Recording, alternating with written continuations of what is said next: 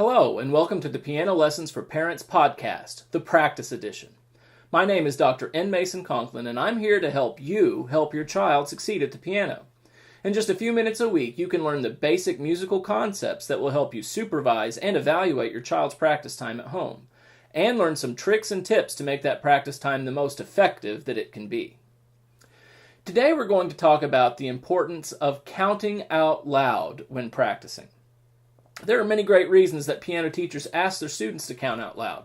The most obvious reason is that it will help them get their rhythm correct. It'll make sure that their half notes are getting 2 counting numbers, their quarter notes are getting 1, their whole notes are getting 4, and that the rests are getting their complete counting numbers. Another reason it's good to count is that it helps the students keep their place on the page. Those counting numbers kind of work as a progress marker across the page so that students know where their eyes should be, and they know where they are on the page whenever they have to stop or look down to make sure their hands are in the right position.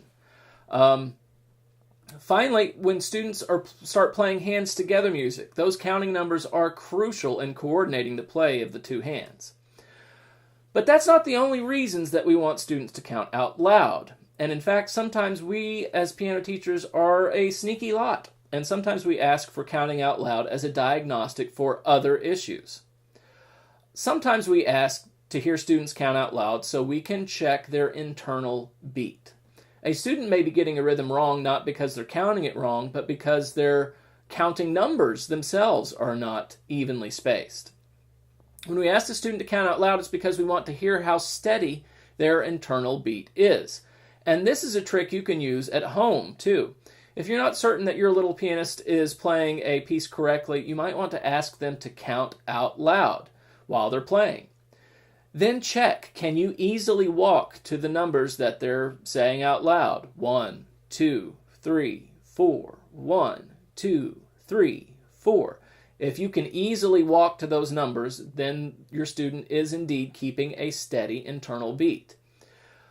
You will also know if they are skipping rests or skipping numbers. A lot of times a student will count only the numbers that go with the notes that they're playing and skip entirely over the numbers that go with rests. So if you hear them go 1, 2, 3, 4, 1, 2, 1, 2, 3, 1, 2, 3, 4, they're either playing very advanced music that has changing meters, or they're not counting half rests and quarter rests. So let me demonstrate this with a piece called OG. And this piece would be counted like this. 1, 2, 3, 4. 1, 2, 3, 4. 1, 2, 3, 4. 1, 2, 3, 4. I'm going to play this first line a couple of times, and I'm going to do a couple of different counting mistakes to see if you can tell what I've done wrong. So let me get set up. Okay, so I'm going to count out loud for you. 1, 2, 3, 4. 1, 2, 3, 4. 1, 2, 3, 4.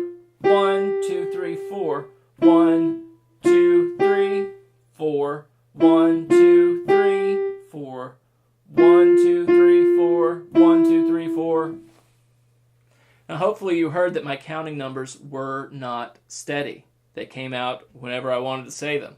1, 2, 3, 4. 1, 2, 3, 4. And you'll see students do this a lot of times with longer notes. They get to the longer note and it's easy because you just have to hold it 1, 2, 3, 4, and so they'll count a little bit faster. Sometimes they'll do that with repeated notes because repeated notes are easier. So they might go 1, 2, 3, 4, 1, 2, 3, 4, and you can hear that they're changing their beat. Just try to walk to those numbers.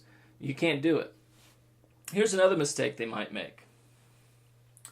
1, 2, 3, 1, 2, 3, 1, 2, 3, 4, 1, 1, 2, 3, 1, 2, 3, 1, 3, 1. Here they've just counted, they've just said the number that lines up with the note rather than using those counting numbers as a coach, and that's what we advise our students. these counting numbers are kind of the coach that helps everybody play at the right time. So when you're counting out loud, the voice is the boss. It's telling the fingers when it's time to play.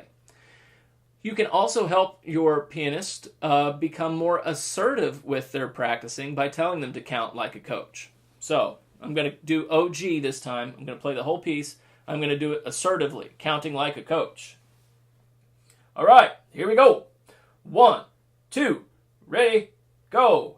1, 2, 3, 4. 1, 2, 3, 4. 1, 2, 3, 4. 1, 2, 3, 4.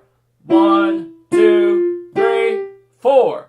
1, 2, 3, 4. 1, 2, 3, 4. 1, 2, 3, 4. So you can hear just by my inflection, I'm trying to help my fingers hold the notes for the right amount of time, or to not play when it's not time to play. Your kids can do this. So that's a good bit of advice to get them to be more assertive in their counting out loud. Tell them to count like a coach. All right, that's it for this episode of the Practice Edition. Make sure you tune in next week. I'll see you then.